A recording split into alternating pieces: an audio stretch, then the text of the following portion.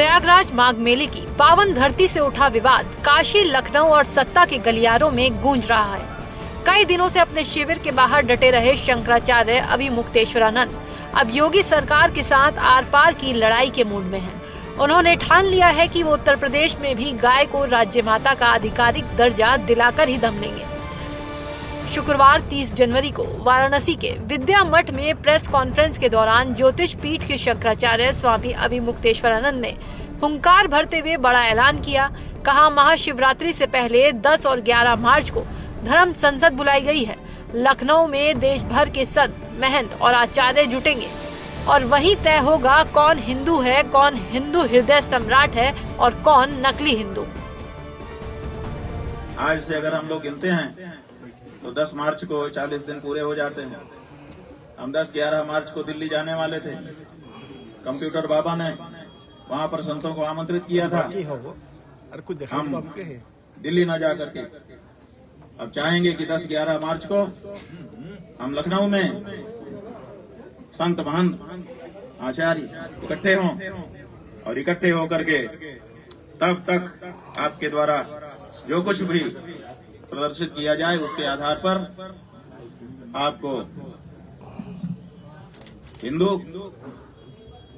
हृदय सम्राट या फिर गैर हिंदू, अहिंदू, छद्म हिंदू, नकली हिंदू घोषित करें। ये अब आपके ऊपर है। इतना ही नहीं, शंकराचार्य ने सीधे सीएम योगी को अल्टीमेटम दिया है कि वो 40 दिन में हिंदू होने का प्रमाण दे। उन्होंने स्पष्ट किया कि अगर 10 से 11 मार्च तक गौ माता को सम्मान और निर्यात बंदी का शासनादेश जारी नहीं हुआ तो वो लखनऊ में संतों के समागम के बीच बड़ा फैसला लेंगे। कुर्सी के लोभ में राजनीति चमकाने के लिए यह महापाप आपके द्वारा निरंतर हो रहा है।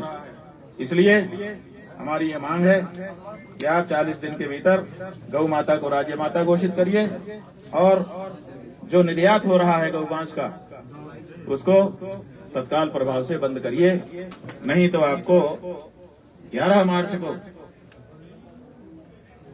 आपके लखनऊ में समवेत महात्माओं के द्वारा छद्म हिंदू, अहिंदू घोषित किया जाएगा। आप कोई भी शासक होता उसके साथ यही हम व्यवहार करते, लेकिन आपके साथ और ज्यादा होना चाहिए क्योंकि आप केवल मुख्यमंत्री नहीं हैं। आप अपने आप को गुरु गोरखनाथ, जो गौ माता की रक्षा के लिए ही प्रसिद्ध थे, उन गुरु गोरखनाथ जी के पवित्र गद्दी के वारिस के रूप में अपने आप को निरूपित करते हैं, महंत के रूप में अपने आप को निरूपित करते हैं। इसलिए आपकी ये बड़ी जिम्मेदारी है। आप 40 दिन के भीतर अपने आप को हिंदू सिद्ध करिए और नहीं तो नकली हिंदू घोषित होने के लिए तैयार रहिए।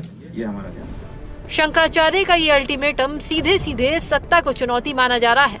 कन्नौज में जब यही सवाल अखिलेश यादव से पूछा गया तो उन्होंने बिना लाग लपेटे सीएम योगी पर हमला बोल दिया और पत्रकारों के सामने बोले, सरकार जानबूझकर शंकराचार्य जी का अपमान कर रही है क्योंकि सरकार के पास उनकी बातों का कोई जवाब ही नहीं है। अभी पीडीए ने अभी बीजेपी को हराया है। हाँ, ये बीजेपी को हटाओ भैया। 27 को लेकर देखिए भैया 27 को लेकर कैसी तैयारियां चल रही हैं? अभी पीडीए ने हराया है। पीडीए की ताकत की वजह से मैं देख रहा हूँ कई लोग पीडीए से घबराए हुए थे। लोगों ने यहाँ तक कहा कि पीडीए की वजह से यूजीसी ले आए। बीजेपी वाले बड़े खतरनाक हैं। ये दूसरे का नुकसान करने के लिए अपना भी नुकसान करना चाहते हैं। तो इसलिए इनकी बातों में मत आओ। पीडीए में सब हैं और पीडीए ने अभी हराया बीजेपी को।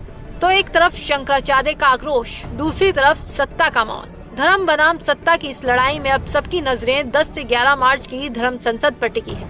देखना होगा उस दिन ज्योतिष पीठ के शंकराचार्य स्वामी अभिमुक्तेश्वरानंद कौन सा नया धमाका करते हैं।